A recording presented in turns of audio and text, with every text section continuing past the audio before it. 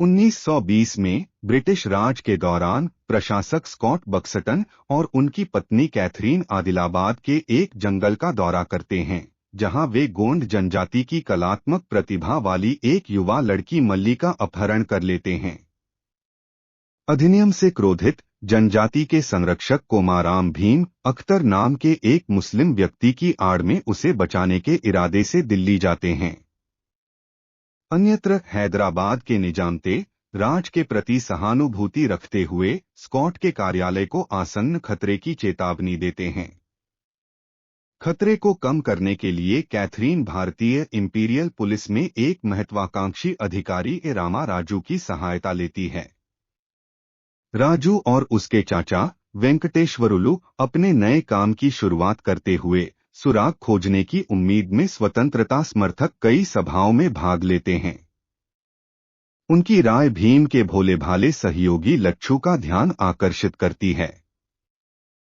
राजू की चालाकी के कारण वह उसे भीम की साजिश में शामिल करने का प्रयास करता है, केवल तभी भागने के लिए जब उसे अपनी असली पहचान का पता चलता है।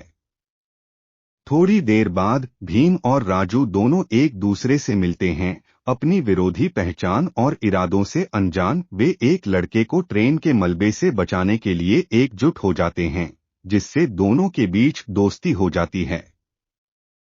समय के साथ दोनों एक दूसरे के करीब आते जाते हैं। राजू बाद में भीम को स्कॉट की भतीजी जेनी के साथ संबंध बनाने में मदद करता है, जो स्कॉट के निवास में घुसपैठ करने के उसके इरादे से अनजान है। जब जेनी भीम को अपने निवास स्थान पर ले जाती है, तो भीम उस कमरे का पता लगाता है जहां मल्ली को बंदी बनाया जा रहा है। वह मल्ली से मिलता है और मल्ली से वादा करता है कि वह उसे मुक्त कर देगा। इस बीच राजू लच्छू की गुप्त पहचान और ठिकाने का पता लगाता है। वह बाद में उसे पकड़ लेता है। उससे पूछताछ करते हुए लच्छू ने राजू पर हमला करने के लिए एक बंधी हुई करैत फेंकी। उसके बाद वह उसे अपने आसन्न भाग्य के बारे में चेतावनी देता है और यह कि मारक केवल गोंडों को ही पता है। चकित राजू भीम के पास जाता है, जो तुरंत उसके पास जाता है। लच्छू और भीम के बीच समान धार्मिक विशेषताओं को देखते हुए राजू अपने असली इरादों का पता लगाता है। भले ही भीम ने अपनी आदिवासी पहचान और अपने मिशन को प्रकट किया, फिर भी वह राजू की गुप्त पहचान से अनजान था। स्कॉट के सम्मान में आयोजित एक कार्यक्रम में भीम के आदमी जंगली जानवरों से भरी एक लॉरी के साथ उसके आवास में घुस जाते हैं, जो इकट्ठे मेहमानों के बीच कहर बरपाता है। जानवरों ने स्कॉट के पहरेदारों को मार डाला, जिससे भीम को कुछ समय के लिए लड़ने की अनुमति मिली। हालांकि राजू आता है और बाद में मल्ली को मारने के लिए स्कॉट के इरादे का खुलासा करता है। वह दायित्व से बाहर आत्मसमर्पण करता है। घटना के बाद भीम को विफल करने के लिए राजू को पदोन्नत किया जाता है। फिर भी वह अपने स्वयं के कार्यों पर अपराध बोध से लीन है। अपनी स्वयं की राष्ट्रवादी पृष्ठभूमि और पुलिस के भीतर एक तिल के रूप में अपने वास्तविक परिवर्तन अहंकार को याद करते हुए वह अपने गांव में तस्करी करने के लिए बंदूकों के लदान तक पहुंच प्राप्त करने के लिए पदोन्नति की मांग कर रहा था। भीम की सार्वजनिक पिटाई पर राजू उसे अपने कार्यों पर पुनर्विचार करने के लिए मनाने का प्रयास करता है। पूर्व इसके बजाय कोड़े मारने का विकल्प चुनता है। अपनी चोटों का विरोध करते हुए भीम अवज्ञा में गाता है, जो एक इकट्ठी भीड़ को विद्रोह के लिए उकसाता है। दंगा आगे राजू को प्रबुद्ध करता है, जिसे अंततः अपने कार्यों की लापरवाही का एहसास होता है। अपने दोस्त को बचाने के लिए दृढ़ संकल्पित वह स्कॉट को भीम को गुप्त रूप से मारने के लिए राजी करता है, जबकि उसे बचाने के लिए घात लगाने की तैयारी करता है। फिर भी स्कॉट अपने कथानक को काटता है। स्कॉट के आदमियों से मल्ली को छुड़ाने के दौरान राजू गंभीर रूप से घायल हो जाता है।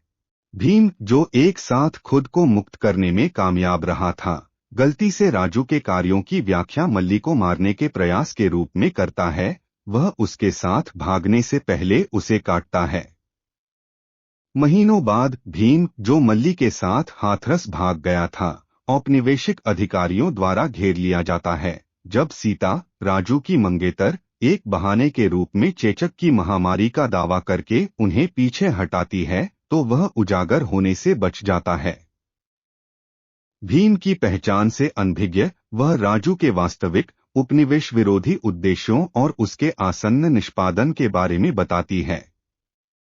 अपनी मूर्खता का एहसास होने पर भीम उसे बचाने की कसम खाता है।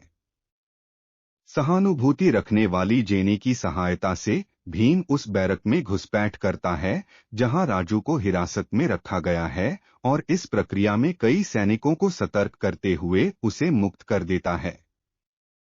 उन्हें हराते हुए यह जोड़ी पास के एक जंगल में चली जाती है, जहां वे राम मंदिर से लिए गए धनुष के उपयोग से अधिक सैनिकों को नष्ट कर देते हैं।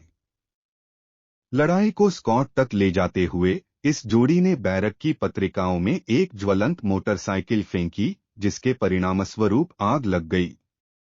बाद के विस्फोट में कैथरीन सहित स्कॉट की कंपनी के भीतर कई लोग मारे गए। अंत में एक घायल स्कॉट पर कब्जा करने के बाद राजू ने भीम को अपने संबंधित उद्देश्यों को पूरा करने के लिए एक अंग्रेजी राइफल के साथ मार डाला। वे बाद में स्कॉट के हथियारों का एक कैश चुरा लेते हैं। बाद में सीता और जेनी के साथ फिर से मिलते हैं। अपने अपने मिशन को पूरा करने के सम्मान में राजू भीम से उसे अपनी इच्छा पूरी करने देने के लिए कहता है, जिस पर भीम राजू से उसे और उसके समुदाय को शिक्षा प्रदान करने के लिए कहता है। अगर आपने आरआरआर फिल्म देखी है तो कमेंट में जरूर बताएं कि आपको फिल्म कैसी लगी और आपने यह फिल्म कहां देखी है। कृपया वीडियो को लाइक करें, हमारे चैनल को सब्सक्राइब करें। वीडियो को अंत तक देखने के लिए प्रेम पूर्वक आपका बहुत बहुत धन्यवाद। मिलते हैं अगले वीडियो में। जय हिंद।